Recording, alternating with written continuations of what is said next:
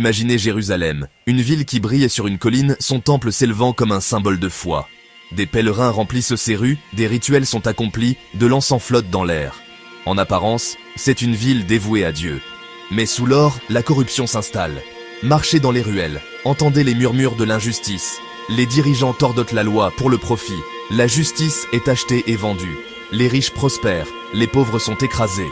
Les juges acceptent des pots de vin, les veuves sont trompées, les orphelins ignorés.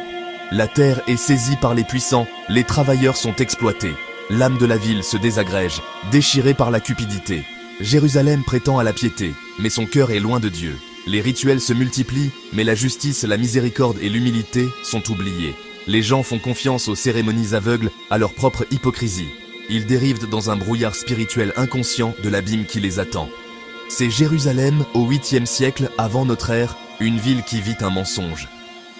Dans ce monde de souffrances silencieuses, une nouvelle voix est sur le point de s'élever. Une voix qui brisera les illusions et exigera le changement. Le confort de la ville est sur le point d'être perturbé. Le temps de la complaisance est révolu. Dans cette ville tourmentée vit Isaïe, pas un roi, pas un prêtre, mais un homme qui voit ce que les autres ignorent. Il ressent la douleur de son peuple, le vide derrière leurs rituels. Le cœur d'Isaïe est accordé à un appel supérieur. Un jour, cet appel vient puissant, indéniable. Dieu choisit Isaïe pour être son prophète, la conscience d'une nation perdue. Sa mission, dire la vérité au pouvoir, défendre les opprimés, exposer l'hypocrisie. Ce n'est pas un honneur, mais un fardeau. Être prophète, c'est se tenir seul, défier les bien-pensants. Isaïe sait que son message provoquera colère et résistance. Les dirigeants le verront comme une menace.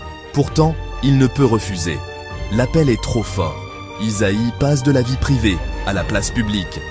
Il devient le porte-parole de Dieu, chargé de réveiller une nation endormie. Ses paroles consumeront les mensonges, briseront la fausse sécurité. La vie d'Isaïe est maintenant une mission, rappeler son peuple à la justice et à la vraie foi. Le voyage commence. Isaïe confronte le cœur de l'hypocrisie religieuse.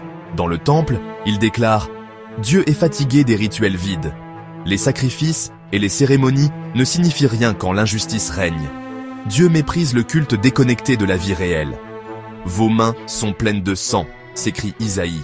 Les prières sont ignorées parce que la société est corrompue. Le vrai culte n'est pas dans les rituels, mais dans la justice. Lavez-vous, cessez de faire le mal, cherchez la justice, défendez l'opprimé, plaidez pour la veuve et l'orphelin. » Le message d'Isaïe est clair. La foi doit mener à l'action. La religion n'a aucune valeur sans compassion et intégrité. Le peuple doit cesser d'exploiter les pauvres et commencer à les défendre. C'est le culte que Dieu désire. L'appel d'Isaïe est révolutionnaire. Déplacer la foi de l'autel vers la rue.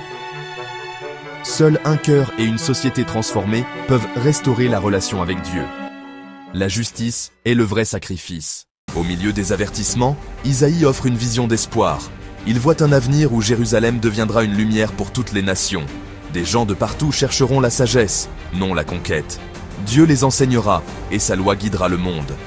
Le résultat, les épées deviennent des socs de charrue, les lances se transforment en serpes, la guerre prend fin, la paix règne. Plus d'armées, plus de violence. Les conflits sont résolus par la compréhension, non par l'effusion de sang. La vision d'Isaïe est un monde uni par la justice et la paix. C'est un rêve qui a inspiré des générations. Un rappel, un monde différent est possible. Pour comprendre l'appel d'Isaïe, regardez le roi Osias. Pendant des décennies, Osias a apporté prospérité et force à Juda. Mais le succès engendra l'orgueil. Il oublia la source de ses bénédictions. L'arrogance d'Osias le conduisit à violer la loi sacrée. Il entra dans le temple pour brûler de l'encens, une tâche de prêtre. Confronté par les prêtres, il s'emporta, puis fut frappé par la lèpre. Rejeté, il vécut en isolement jusqu'à sa mort. La chute d'Osias est un avertissement. Personne n'est au-dessus de la loi de Dieu. L'orgueil mène à la chute, même pour les rois. Son histoire reflète la corruption qu'Isaïe fut envoyé défier. Le pouvoir sans humilité détruit. La scène est prête pour la mission prophétique d'Isaïe. L'année de la mort du roi Osias, Isaïe a une vision qui change sa vie dans le temple. Il voit le Seigneur sur un trône, entouré de séraphins ardents chantant « Saint, Saint, Saint ». Le temple tremble, la fumée remplit l'air. Isaïe est accablé par sa propre indignité et le péché de son peuple. « Malheur à moi, Je suis perdu, s'écrie-t-il. Un séraphin touche ses lèvres avec un charbon ardent. Ta faute est enlevée. Isaïe est purifié, pardonné et préparé pour sa mission. Ce n'est qu'après avoir fait face à ses propres défauts et avoir reçu la grâce qu'il est prêt à répondre à l'appel de Dieu. Cette rencontre le transforme d'observateur en messager. Isaïe est maintenant mis à part pour parler au nom de Dieu. Purifié, Isaïe entend la question de Dieu. Qui enverrai-je? Isaïe répond, me voici, envoie-moi. Mais sa mission est redoutable. Ses paroles endurciront les cœurs, n'apportant pas de repentance rapide. Il doit prêcher jusqu'à ce que la terre soit désolée. Pourtant, même dans le jugement, l'espoir scintille. Pendant une crise, Isaïe dit au roi Achaz de faire confiance à Dieu et non aux alliances. Il donne un signe, la Vierge concevra et enfantera un fils, appelé Emmanuel, Dieu avec nous. Cette prophétie est une lumière dans les ténèbres, promettant la présence de Dieu. Elle plante la graine de l'espoir messianique. La réponse de Dieu à la peur n'est pas seulement le jugement, mais sa propre présence parmi son peuple. Les prophéties d'Isaïe révèlent le mystérieux serviteur souffrant. Ce serviteur apporte la justice, non par le pouvoir, mais par la souffrance et le sacrifice.